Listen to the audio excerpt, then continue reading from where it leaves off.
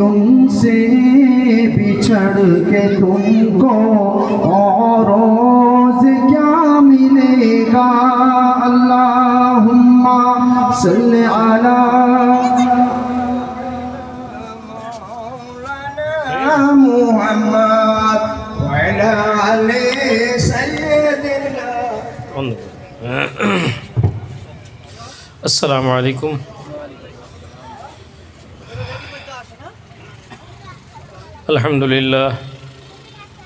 अल्हम्दुलिल्लाह नहमदुहु व नुसल्ली व नुसल्लिमु अला नबिय्यिल करीम। अम्मा बअदु फया अय्युहन नास इत्तक़ुल्लाह तआला। क़ाल अल्लाहु तआला अज़्ज़ा व जल्ला फ़िल क़ुरआनिल हकीम। या अय्युहल्लज़ीना आमनु उद्ख़ुलू फ़िस्सिल्मि काफ़्फ़ा। वक़ाल अल्लाहु तआला अज़्ज़ा व जल्ला फ़िल क़ुरआनिल हमीद। क़ुल हल यस्तविल्लज़ीना यअलमून वल्लज़ीना ला यअलमून। वक़ाल अल्लाहु तआला इन्नल्लाहा व मलाइकतहु युसल्लूना अलन नबी या अय्युहल्लज़ीना आमनू सल्लू अलैहि व सल्लिमू तस्लीमा। अल्लाहुम्मा सल्लि अला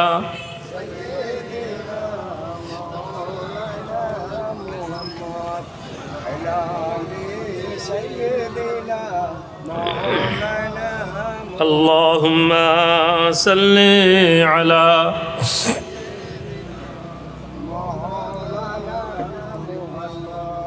वअला आले सय्यिदिना।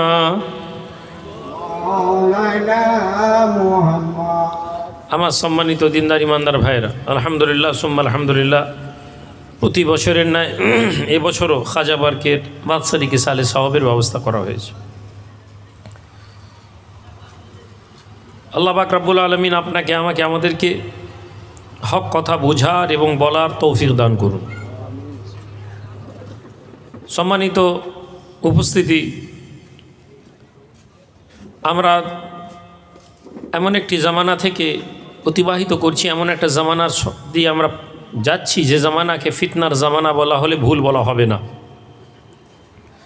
কিয়ামতের লক্ষণ বহু পূর্বে প্রকাশ পেয়ে গিয়েছে এবং কিয়ামতের যে আলামতগুলোর মধ্যে আলামতে কুবরা, বড় বড় নিদর্শন যেগুলো আছে, এই নিদর্শনগুলো মানুষের চোখের মধ্যে আস্তে আস্তে পরিস্ফুটিত হচ্ছে। দয়ার নবী নূর নবী এই জামানার ব্যাপারে তিনি বলেছিলেন যে এমন একটা জামানা আসবে যখন হককে বাতিল মনে হবে এবং বাতিলকে হক মনে হবে। অর্থাৎ সত্যকে মিথ্যা মানুষ মনে করবে এবং মিথ্যাকে সত্য মনে করবে। এই জামানার সম্পর্কে আল্লাহর নবী বলেছিলেন যে এই জামানায় একদল মানুষ বেরোবে যাদেরকে রাসূলুল্লাহ দাজ্জালের সাথে তুলনা করেছেন, কাজ্জাবের সাথে তুলনা করেছেন, মিথ্যাবাদী বলে তাদেরকে বলেছেন। এদের ব্যাপারে আল্লাহর নবী বলেছেন এরা বেরিয়ে মানুষের কাছে এমন এমন কথা বলবে, এমন এমন কথা বলবে, সাহাবাদেরকে বলছেন যা তোমরাও শোনোনি, তোমাদের বাপেরাও শোনেনি। এবং তারা বেরিয়ে বলবে এটাই ধর্ম, এটাই ইসলাম, এটাই দ্বীন। এবং আজ যদি আমরা লক্ষ্য করে দেখি, 1450 বছরের ইসলামের যে ধারা ছিল সেই ধারাকে ছিন্ন বিচ্ছিন্ন করে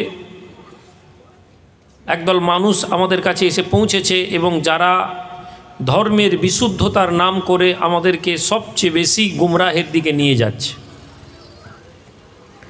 এখন প্রশ্ন যে এই গুমরাহি আপনার এবং আমার কাছে প্রমাণিত কি করে হবে? সবাই ঠগের দোকানে, সবাই ঠগের বাজারে সবাই বলে আমি সঠিক, প্রত্যেকেই দাবি করছে আমি ঠিক, প্রত্যেকেই দাবি করছে আমি হক, প্রত্যেকেই দাবি করছে আমি কোরআন সুন্নাতের উপরে আছি। এবং এই দাবির মধ্যে আপনি এবং আমি কিভাবে বুঝব যে এই দাবিগুলো সঠিক না বেঠিক? দোকানে যেমন মাল খরিদার করতে গিয়ে আপনারা সুতার পরখ করেন, বোতামের টেম্পার দেখেন, জামার পরখ করেন, ধর্ম জানার ক্ষেত্রেও যোগ্যতা অর্জন করতে হবে, না হলে আপনি মুসিবতে পড়বেন।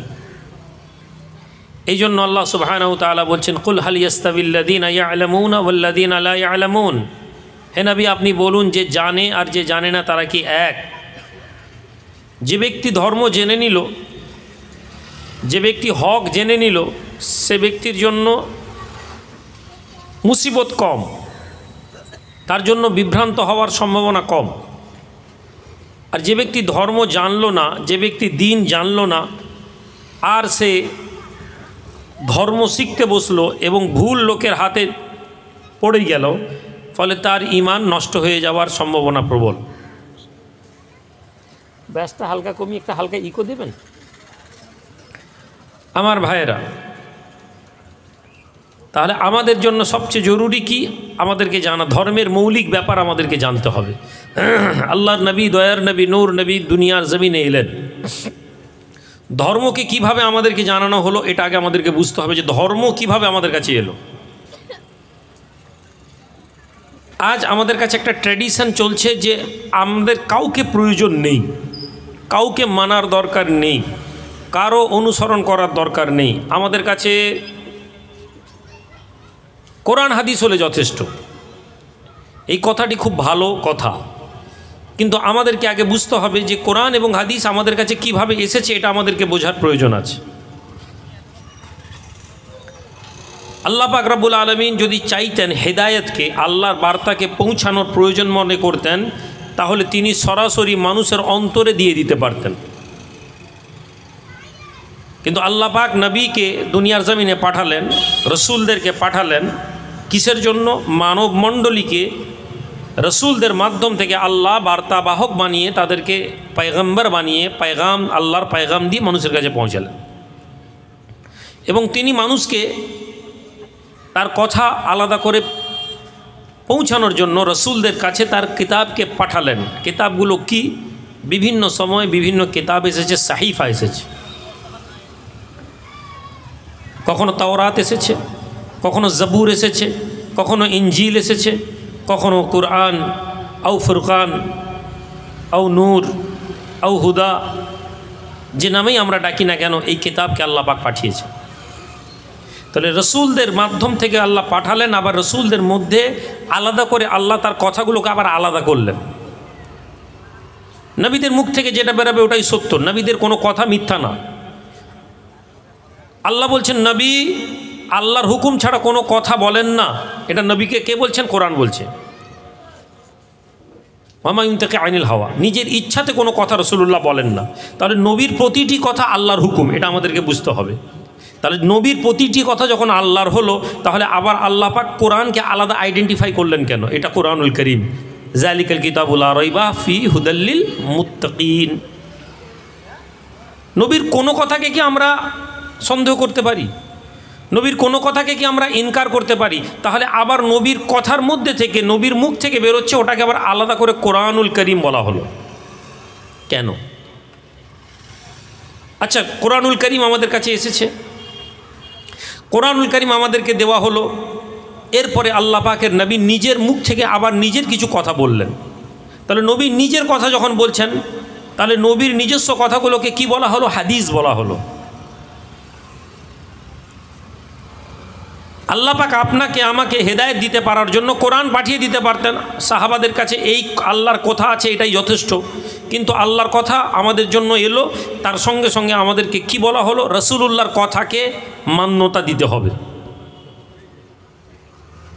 এখন কেউ বলতে পারে আমরা আল্লাহর কথাকে মান্যতা দিব আর কারো কথাকে মান্যতা দিব না। এ কথার মধ্যে কি খারাপ কিছু আছে নাকি আপাত দৃষ্টিতে? কেউ যদি বলে আমি কিতাবুল্লাহ ছাড়া কিচ্ছু বুঝি না, আমি আল্লাহর হুকুম ছাড়া কিচ্ছু বুঝি না, এ কথা বলার মধ্যে কি কথাটার মধ্যে কোনো খারাপ সংকেত আছে? ভাই, সংকেত নেই। একটু মন দিয়ে শুনবেন। আমি কিন্তু আজকে 1 ঘন্টার বেশি বলবো না। কেন? আমি অসুস্থ শারীরিকভাবে একটু, আবার আগামীকাল ভোরে আমাকে উড়িষ্যা বেরোতে হবে।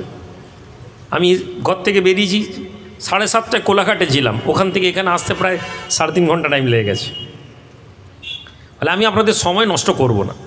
কিন্তু বর্তমান মৌজুদা জামানায় যে যুবক ছেলে, যে মানুষ মনে করছে ধর্মটা বুঝবে, আমি তাদেরকে একটু বোঝানোর চেষ্টা করছি।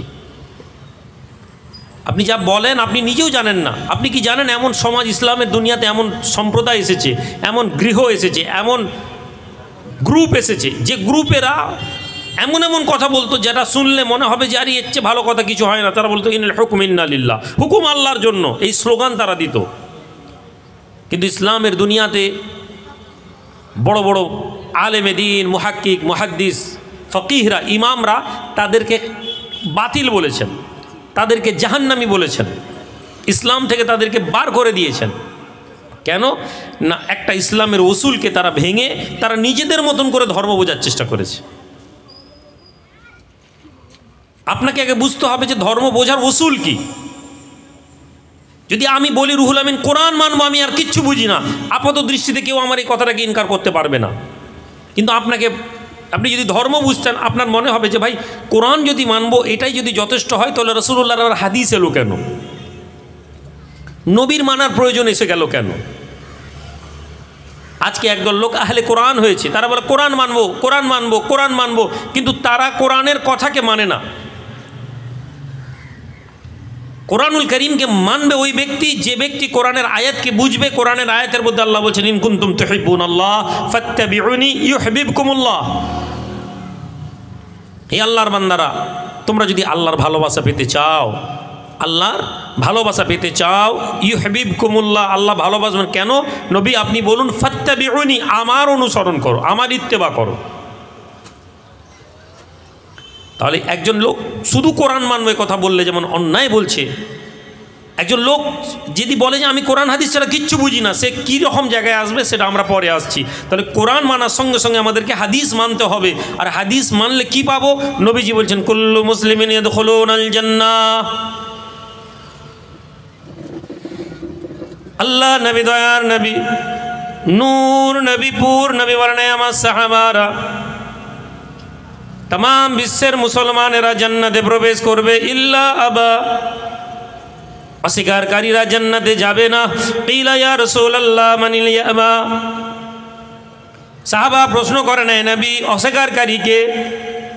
ক্বালা মান আতানি ফাকাদ আবা, মান আতানি ফাদাখালাল জান্নাহ ওয়া মান আসানি ফাকাদ আবা। হে আমার সাহাবারা, আমি রাসূলুল্লাহ তোমাদেরকে জানিয়ে দিলাম तमाम মুসলমানেরা জান্নাতের মধ্যে প্রবেশ করবে, কেবলমাত্র অস্বীকারী জান্নাতে যাবে না। সাহাবা প্রশ্ন করেন ইয়া রাসূলুল্লাহ অস্বীকারী কারা?